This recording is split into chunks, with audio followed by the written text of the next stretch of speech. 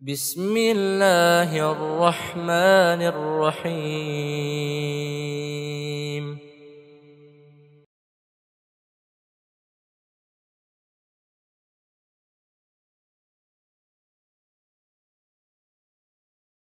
Assalamualaikum warahmatullahi wabarakatuh.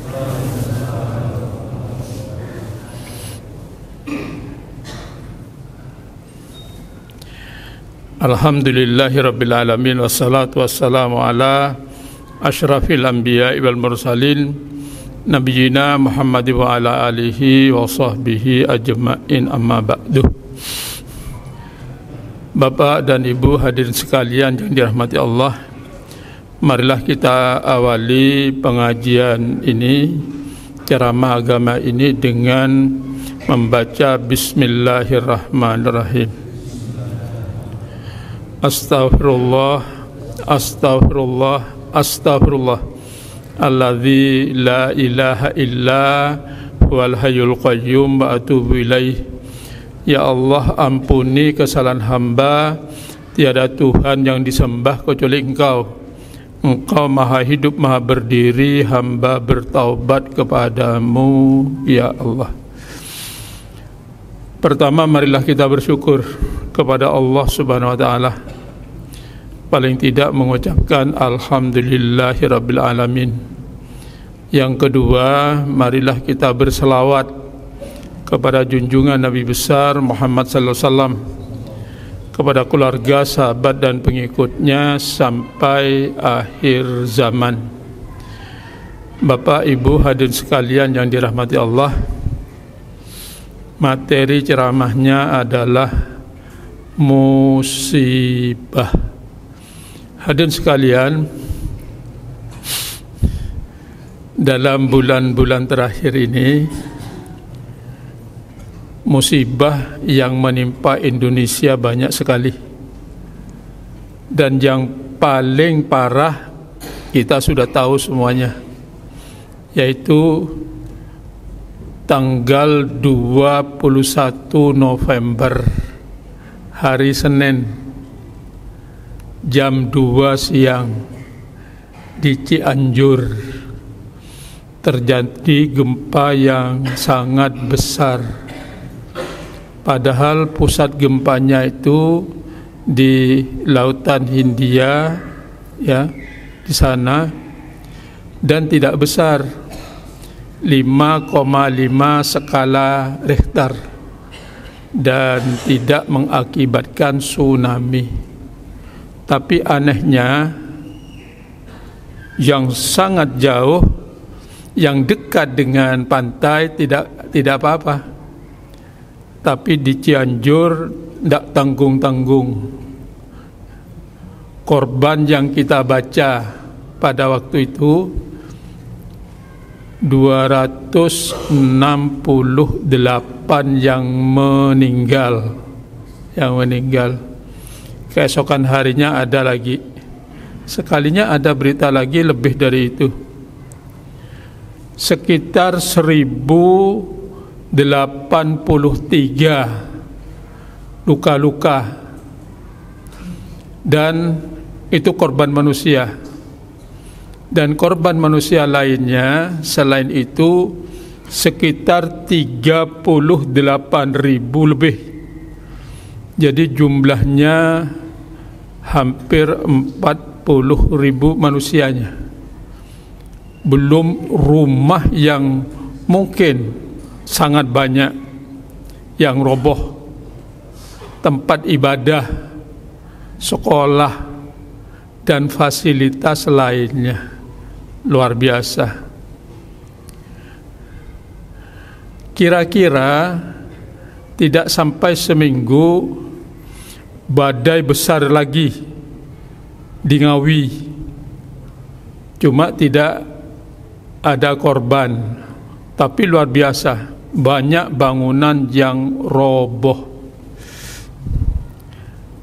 Beberapa hari kemudian di Tangerang banjir besar, sehingga kalau kita lihat di YouTube itu, mobil itu tinggal atasnya saja.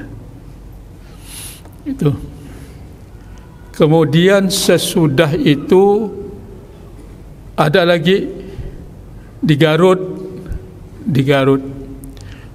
Bahkan lebih besar itu pusat gempanya itu di Garut. Sekalinya habis di Garut di daerah Lumajang, Gunung Semeru, kita menyaksikan itu semuanya luar biasa. Kira-kira beberapa hari yang lalu di Sidoarjo, luar biasa juga, badai juga, rumah-rumah banyak yang hancur. Kemudian berita semburan api yang luar biasa di Garut dan seterusnya. Bapak dan saudara sekalian yang dirahmati Allah, selalu ada pertanyaan tuh, habis ini mana lagi dan seterusnya. Lalu apa kata Allah tentang musibah ini? Dan ternyata bisa dikaji, bisa dibaca di dalam Al-Quran. Al-Quran menceritakan. Hadirin sekalian yang dirahmati Allah, di dalam Al-Quran Allah menceritakan tentang musibah-musibah itu. Dan Allah akan memberikan musibah kepada semua orang beriman. Itu seperti yang terdapat dalam Al-Quran surat Al-Baqarah ayat 155 sampai 157. A'udzu billahi minasyaitonir rajim. Walanabluwannakum bisyai'im minal khaufi wal ju'i wa naqsim minal amwali wal anfusi was samarat wa basyirus sabirin alladzina idza asabathum musibah qalu inna lillahi wa inna ilaihi raji'un ulaika alaihim shalawatum mir rabbihim wa rahmah wa ulaika humul muhtadun.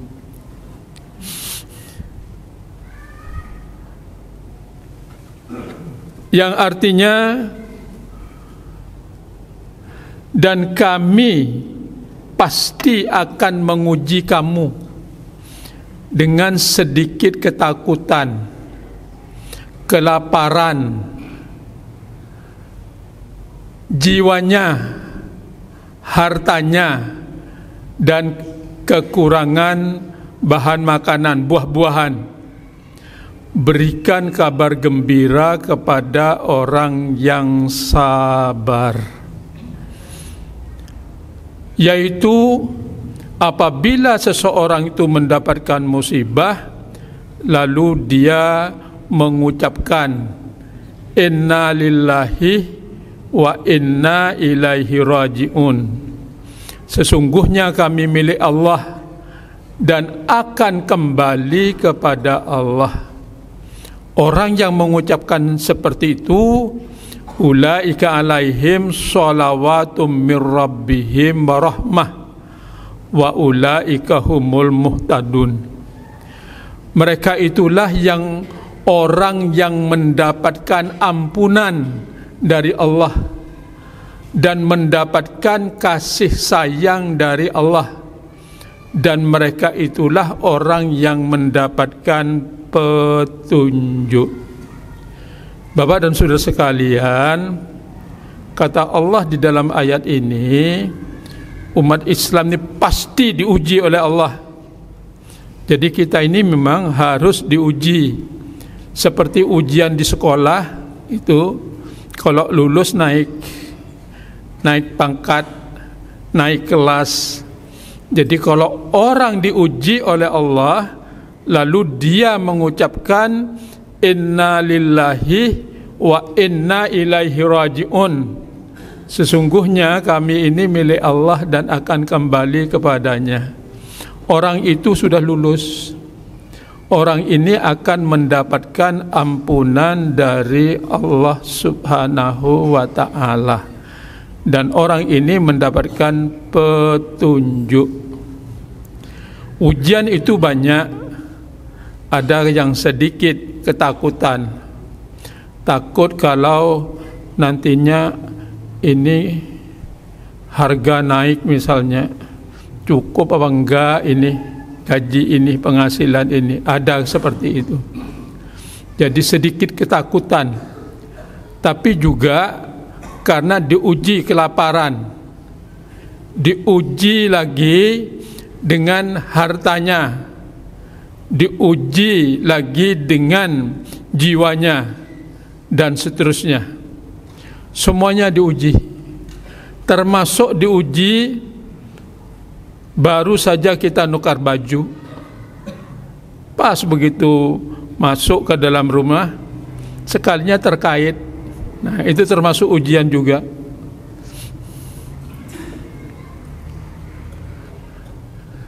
Dari pengajian ini pian nukar untuk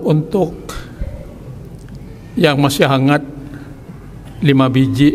Nah, 5 biji. Sudah senang banget karena membawa cucu. Nah, bawa cucu.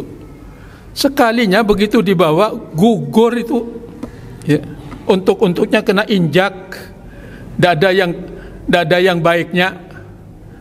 Lalu pian mengucapkan inna lillahi wa inna ilaihi raji'un. Katanya cucu, belum mati kai, gitu. Belum mati, gitu. Kata kaiknya, kalau dapat ujian kayak ini disuruh inna lillahi wa inna ilaihi raji'un, bukan orang yang mati aja, gitu.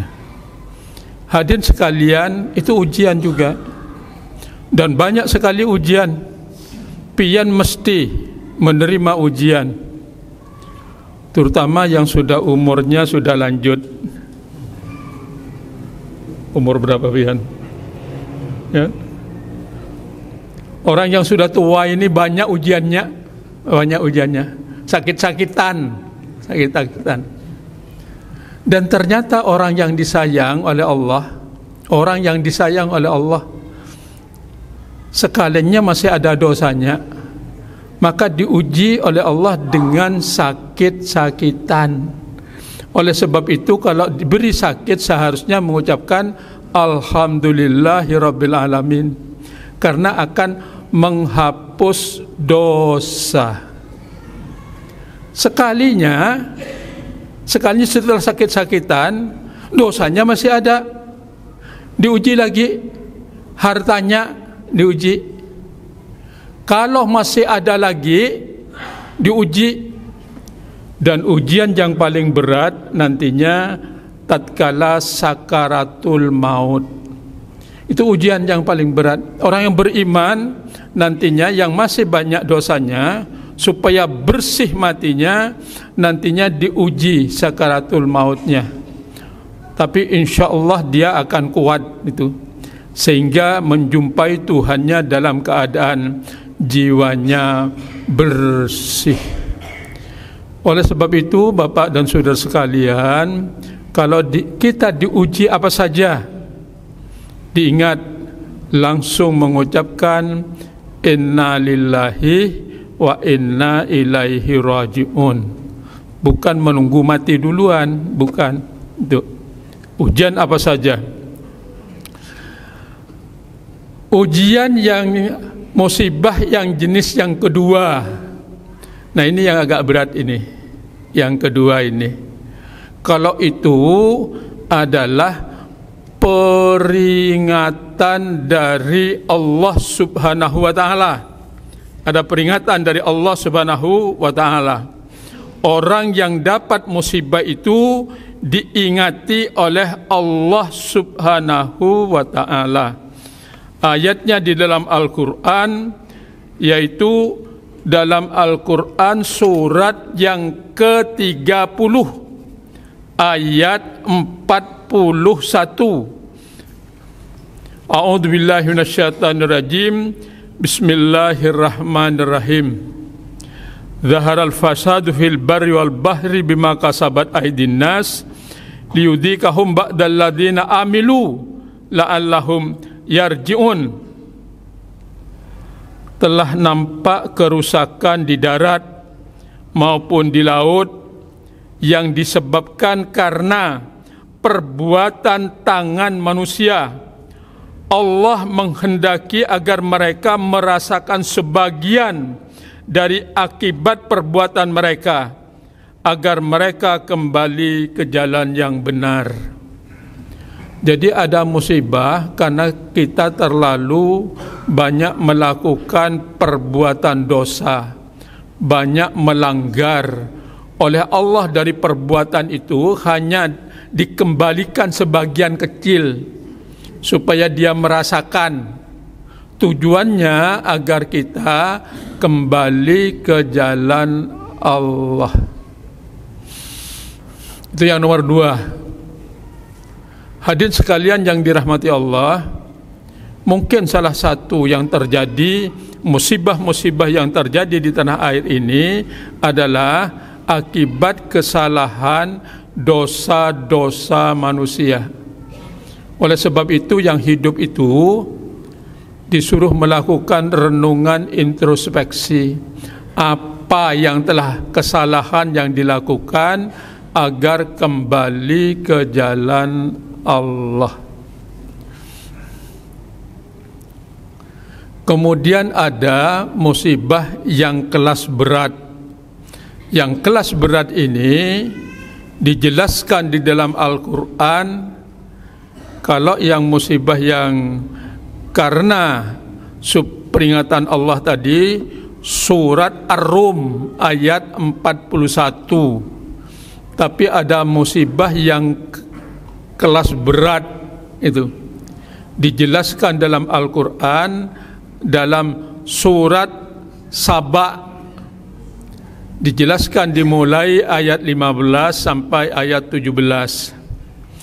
Yang ayat 15-nya itu diceritakan, ya, di ayat 15-nya diceritakan bahwa dulunya negeri Saba itu adalah negeri yang beriman dan takwa kepada Allah Subhanahu wa taala. Saya menduga mereka beriman kepada Allah yaitu mungkin sesudah Ratu Saba, Ratu Bilqis itu, sebelumnya dia menyembah matahari, kemudian ketemu dengan Nabi Sulaiman, kemudian beriman kepada Allah Subhanahu wa taala, kemudian rakyatnya semuanya diajak beriman kepada Allah. Mungkin sesudah itu negerinya adalah negeri yang beriman dan takwa kepada Allah. Diceritakan juga bahwa Ratu Bilqis itu akhirnya kawin dengan Nabi Sulaiman. Hadirin sekalian yang dirahmati Allah, dia beriman kepada Allah dan diberi kemampuan untuk membuat waduk yang besar, waduk Madrid namanya, yaitu semacam waduk yang sangat besar.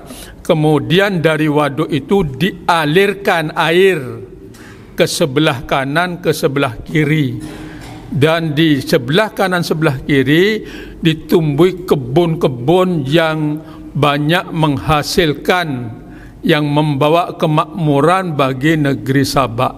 Itu mungkin ada kebun kormanya, kebun anggur, buah-buahan lainnya, sayur-sayuran itu. Sehingga Allah mengatakan kepada negeri Saba disuruh mensyukuri nikmat Allah. Negeri baldatun thayyibatun wa rabbun ghafur. Itu negeri yang aman, baik, dan diampuni oleh Allah Subhanahu wa ta'ala. Negeri semacam ini adalah negeri yang dicita-citakan oleh bangsa Indonesia. Negeri yang adil, makmur, bahagia, sentosa itu. Orang Jawa mengatakan negeri, ada orang Jawanya sini. Oi, mana orang Jawanya? Nanti diterjemahkan ini. Negeri gemah ripah loh Cinawi toto tentrem kerto raharjo. Ya, terjemahkan.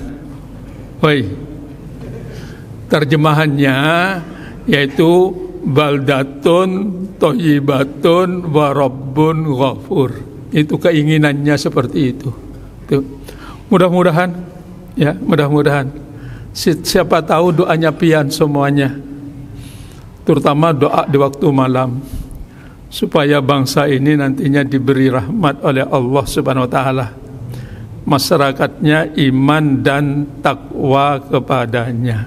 Siapa tahu kalau yang sebanyak yang ada di masjid ini berdoa benar-benar, ya, salah satu ada yang dikabulkan oleh Allah, insyaallah akan terkabul nantinya. Gitu. Tetapi ada tetapinya, negeri Sabah itu. Generasi berikutnya ini generasi orang yang ingkar kepada Allah Subhanahu wa taala, yang dijelaskan dalam surat As-Saba ayat yang ke-16 17. A'udzu billahi minasyaitonir rajim.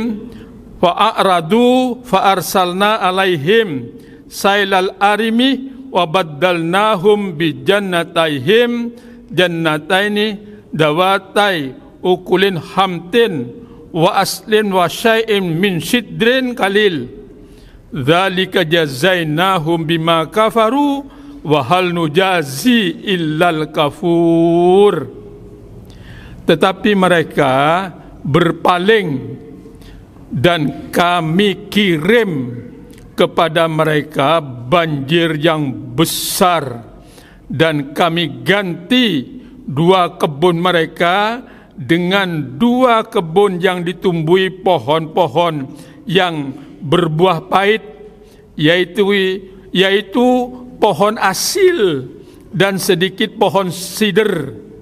Demikianlah kami memberi balasan kepada mereka karena kekafiran mereka, dan kami tidak akan menjatuhkan azab yang sedemikian itu melainkan hanya kepada orang-orang yang sangat kafir.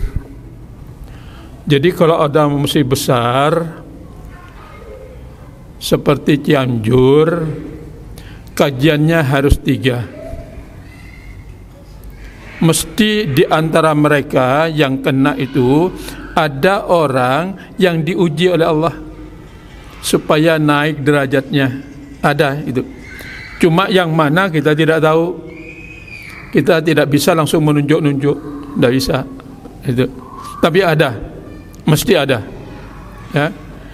Orang yang diuji supaya dia akan diampuni dan disayang oleh Allah.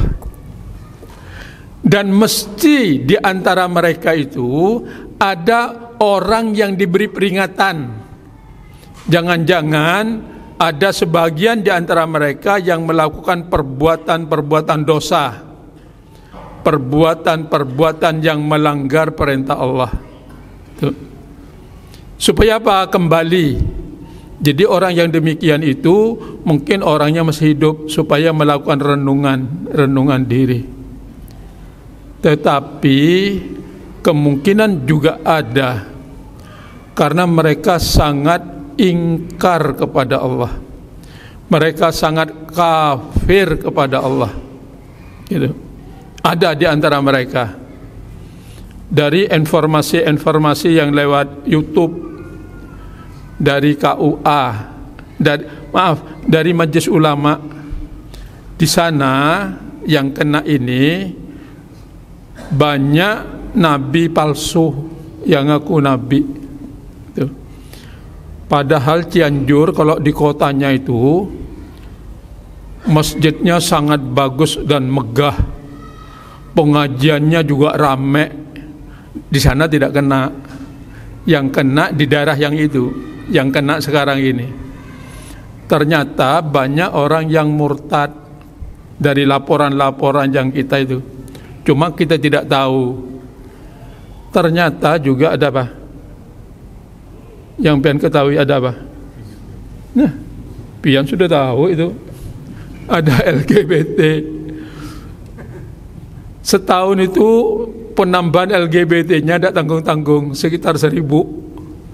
Bahkan ada yang ikut kontes secara nasional. Wah, itu sangat dimurkai oleh Allah Subhanahu wa ta'ala. Pokoknya ada 3 ini. Tapi kita tidak boleh menunjuk-nunjuk, tidak boleh. Kita tidak tahu, ya. Yang tahu siapa? Ya, yang tahu hanya Allah saja. Ya, dan malaikat yang mesti mencatatnya, yang mengawasi kita. Bapak dan saudara sekalian yang dirahmati Allah, untuk apa saya ceramah ini? Nah, untuk apa? Ada firman Allah di dalam Al-Quran, surat yang ke-7. Ada surat yang ke-7, ayat 96. Surat yang ke-7, ayat 96. Saya bacakan ayatnya. A'udzubillahi minasyaitonirrajim.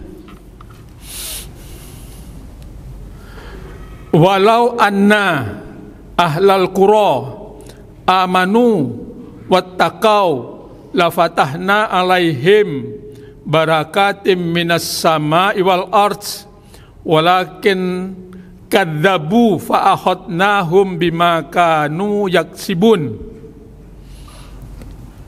Dan sekiranya penduduk negeri beriman dan bertakwa, pasti kami Allah akan melimpahkan kepada mereka berkah, kebaikan-kebaikan dari langit dan bumi.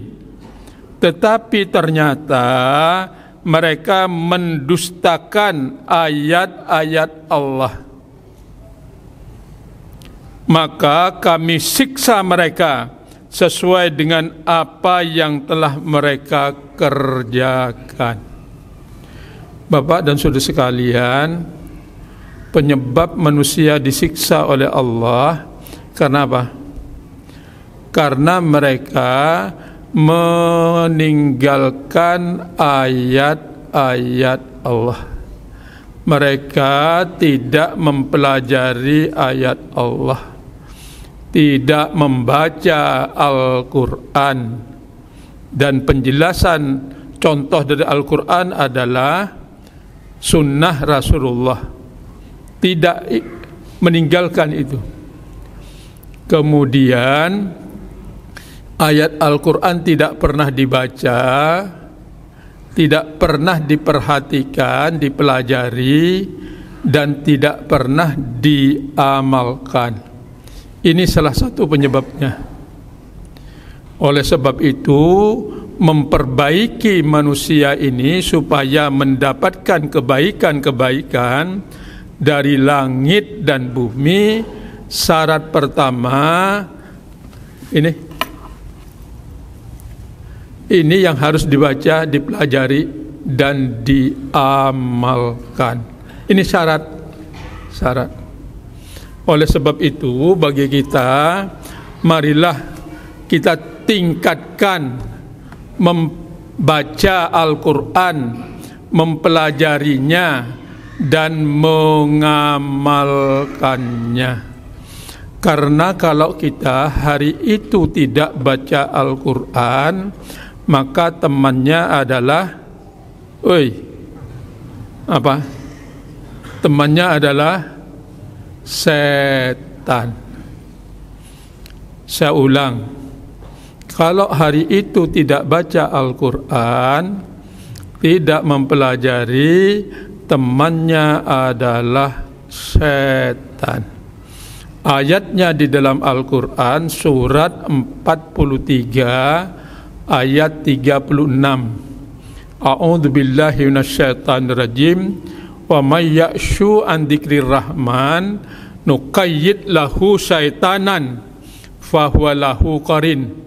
Barang siapa berpaling dari pengajaran Allah yang Maha Kasih, yaitu Al-Quran, tidak dibacanya, tidak diperhatikan, dan tidak diamalkan, maka kami jadikan setan masuk ke dalam tubuhnya, dan setan itu menjadi teman karibnya.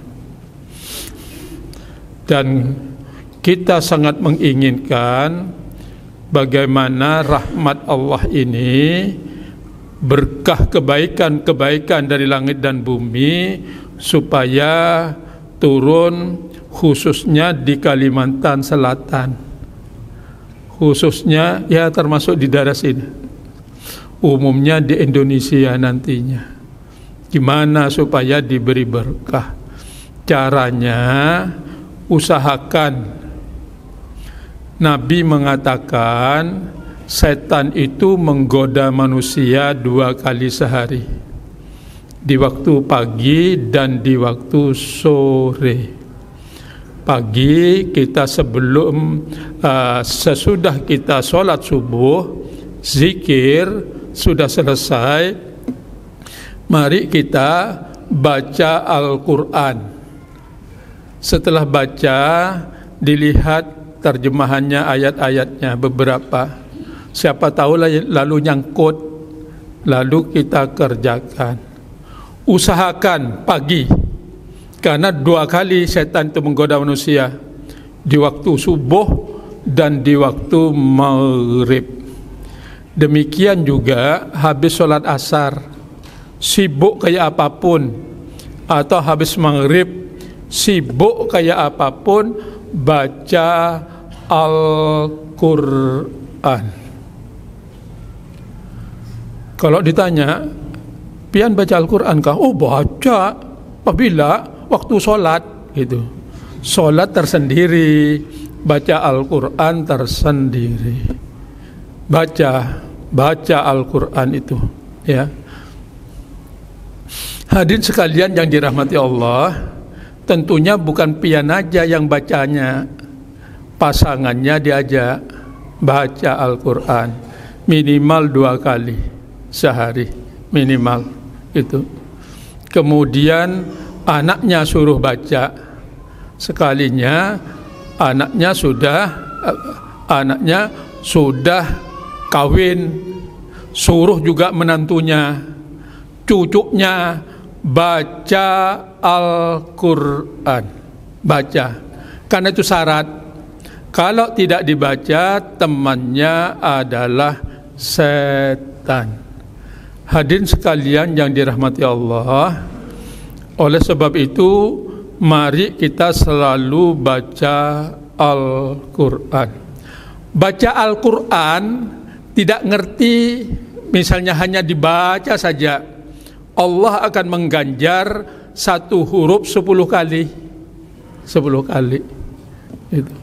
Jadi kalau baca Bismillahirrahmanirrahim berapa huruf? Oi,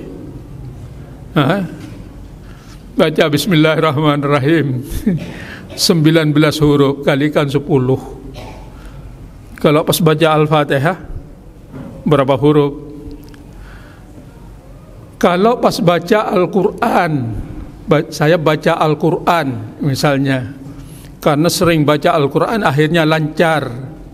Pagi membaca 1 juz misalnya, wah berapa huruf itu. Tetapi kalau baca Al-Quran lalu baca artinya, sebagian baca artinya, inna sanulki alaikah kaulan thaqilah, maka akan kuberikan kepadanya perkataan yang berbobot. Otaknya menjadi sangat cerdas. Ini bagus ini, untuk mencerdaskan otak itu. Lebih-lebih kalau masih sekolah, masih di SD, SMP, SLTA, syukur mahasiswa, S1, S2, S3. Jadi saya ini konsultan orang bermasalah.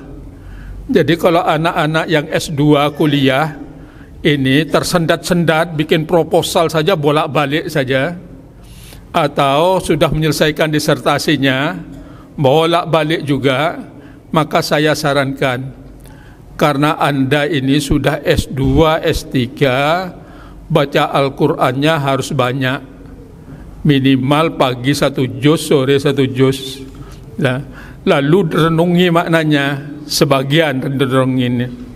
Maka Allah janji, akan kuberikan kepadamu perkataan yang berbobot. Tapi kalau baca Al-Quran, kita baca lalu faham, setelah faham dikerjakan, maka Allah janji di dalam Al-Quran surat 75 ayat 18-19, fa idza qara'na fattabi'u qur'ana. Apabila Al-Quran ini sudah kamu baca, kamu fahami, kemudian kamu mengamalkannya, thumma inna alaina bayanah, maka tanggunganku, katanya Allah, memberikan penjelasannya. Jadi akan diberi ilmu khusus oleh Allah, pengamal ke pengamal ajaran Islam yang diambil dari Al-Quran.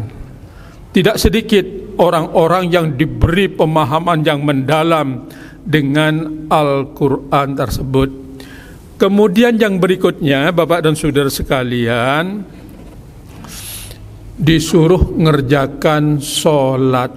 Sholatnya jangan bolong-bolong, terutama orang yang sudah parak.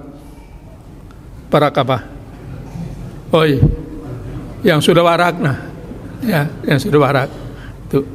Kalau yang sudah parak itu minimal sehari sholatnya berapa rakaat? Oi, jangan hanya yang 17, ya. Siapa yang sudah parak sini? Sekalinya penceramahnya, penceramahnya. Sholat wajibnya 17. Sholat yang mengiringi sholat wajib, sebelum subuh 2, sebelum zuhur 2 atau 4, sesudah zuhur 2, sesudah maghrib 2, sesudah isya 2. Jumlahnya berapa? 12 ditambah 17, jadi 19. Lalu ditambah sholat malam, berapa? 11, ya. Minimal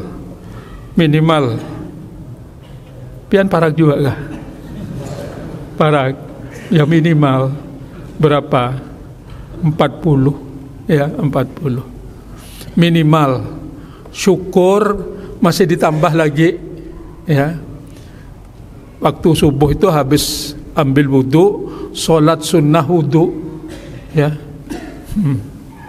Dicoba subuhnya, sukril wudunya. Demikian waktu zuhur, dicoba juga, dicoba. Wah, luar biasa. Dan di waktu maghrib. Tapi kalau ini masih hanom ini, ya, masih hanom. Tapi sudah 40 dikerjakan. Belum, masih hanom, ya, masih hanom.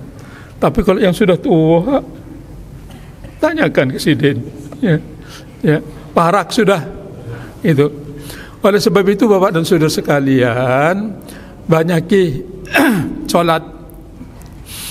Syukur kalau pas pengangguran, biasanya yang sudah tua ini pengangguran, habis sholat subuh itu zikir, habis zikir sampai matahari terbit, teruskan. Jadi setelah ditambah 10 menit sholat sunnah 2 rakaat, maka pahalanya seperti orang naik haji dan umroh sempurna. Tapi kalau masih hanum, masih banyak kegiatan, kada usah, ya, kecuali kalau pas libur mencoba, ya, mencoba. Tapi kalau yang sudah tua ini banyak sholat seperti itu. Jadi di masjid saya itu yang seperti itu sekalinya tua semua. Termasuk ibu-ibunya juga,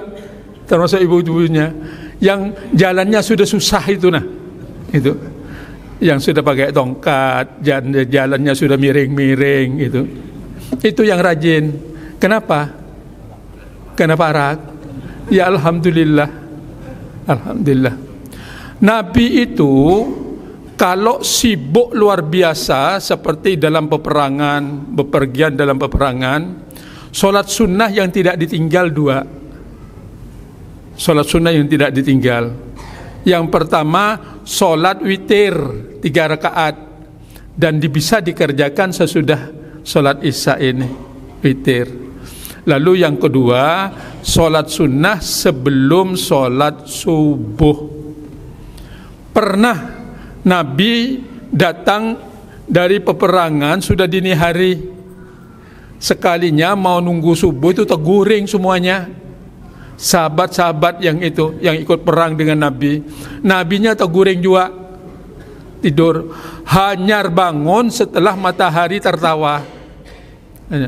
Bingung sahabat mendatangi Rasul, saya hanyar bangun Rasul, kayak apa ini? Datang lagi sahabat yang lain, saya baru bangun Rasul. Katanya Rasul, sama. Lalu kayak apa Rasul? Rasul menyuruh ambil wudhu yang bagus, kemudian disuruh solat sunnah sebelum subuh. Padahal sudah mataharinya sudah kelihatan. Diingat, solat sunnah sebelum subuh itu pahalanya tak tanggung-tanggung, melebihi dunia dan isinya. Kalau mulai seumur sampian ngerjakan kayak begitu, itu melebihi dunia dan isinya. Kira-kira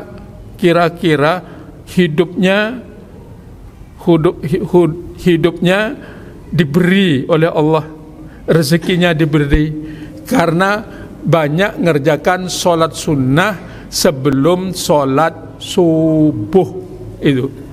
Tuh. Hadirin sekalian yang dirahmati Allah, kemudian yang ketiga ayat Allah tadi, innalladzina yatlunal kitaballah wa aqamus shalah wa anfaqu mimma razaqnahum sirran wa alaniyatan yarjuna tijaratan lan tabur. Sesungguhnya orang yang selalu baca Al-Quran, ngerjakan sholat, menginfakkan sebagian rezeki yang diberikan Allah, diberikan kepada yang berhak, baik secara diam-diam maupun terang-terangan, mereka mengharap perdagangannya tidak akan rugi. Oleh sebab itu yang ketiga disuruh berinfak. Infak yang sangat bagus memang di waktu habis sholat subuh, karena ada doanya malaikat itu, disuruh berinfak itu.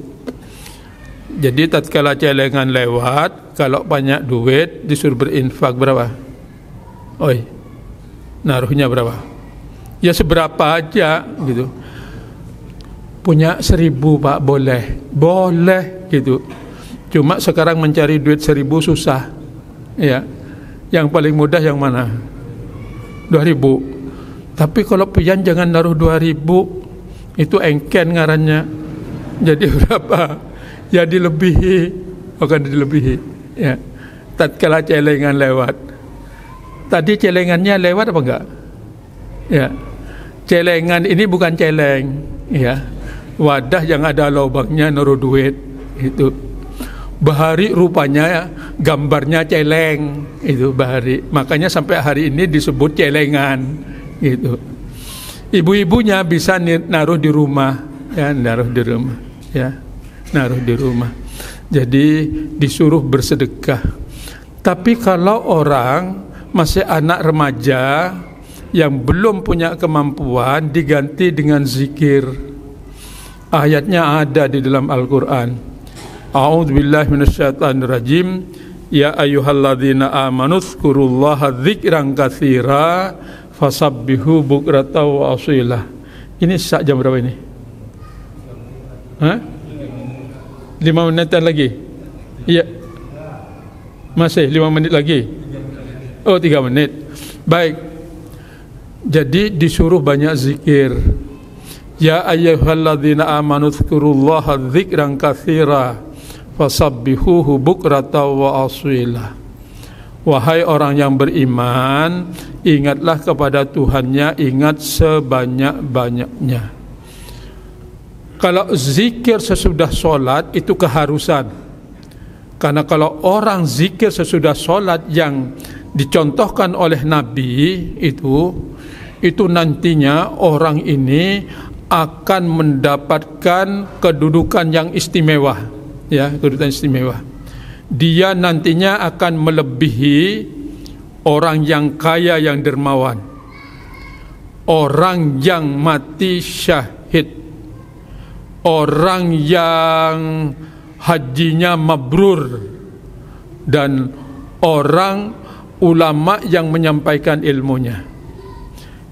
4 kelompok ini nanti yang masuk surga duluan. Sekalinya mau masuk surga ada yang mendahului.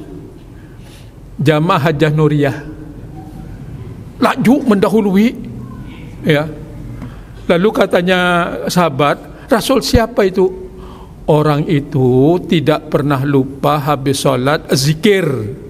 Subhanallah berapa kali? Alhamdulillah, Allahu Akbar. Tidak pernah kosong itu. Nah, itu kelebihannya.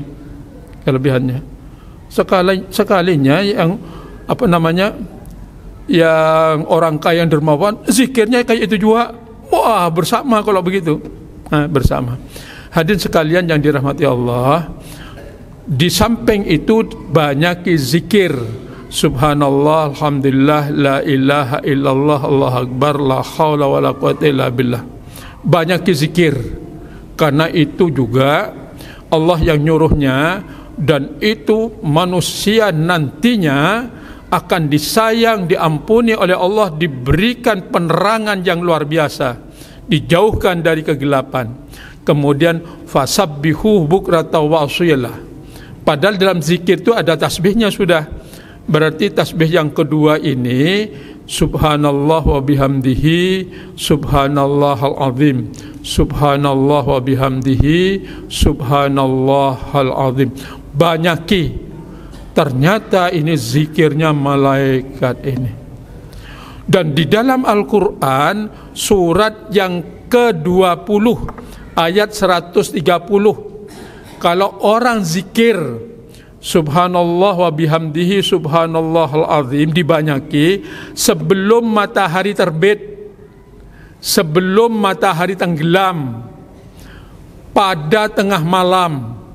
Karena tengah malam sudah guring, jadi sebelum tidur dibanyaki. Kemudian tengah siang sebelum sholat zuhur banyaki tasbih subhanallah wa bihamdihi subhanallahal azim, subhanallah wa bihamdihi subhanallahal azim. Berat apa enggak? Oi, katanya Allah, kalau itu yang dilakukan di 4 tempat itu, la'allaka tarda, maka orang ini akan menjadi tenang. Orangnya menjadi tenang. Di 4 tempat banyaki tasbih itu.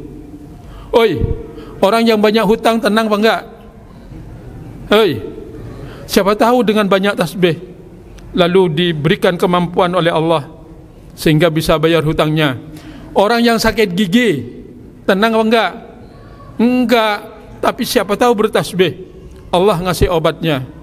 Hadirin sekalian yang dirahmati Allah, di samping itu banyaki istighfar, banyaki berselawat. Yang terakhir kita sudahi ceramahnya. Demikian, subhanakallahumma bihamdika asyhadu an la ilaha illa anta astaghfiruka wa atubu ilaik. Assalamualaikum warahmatullahi wabarakatuh. Bismillahirrahmanirrahim.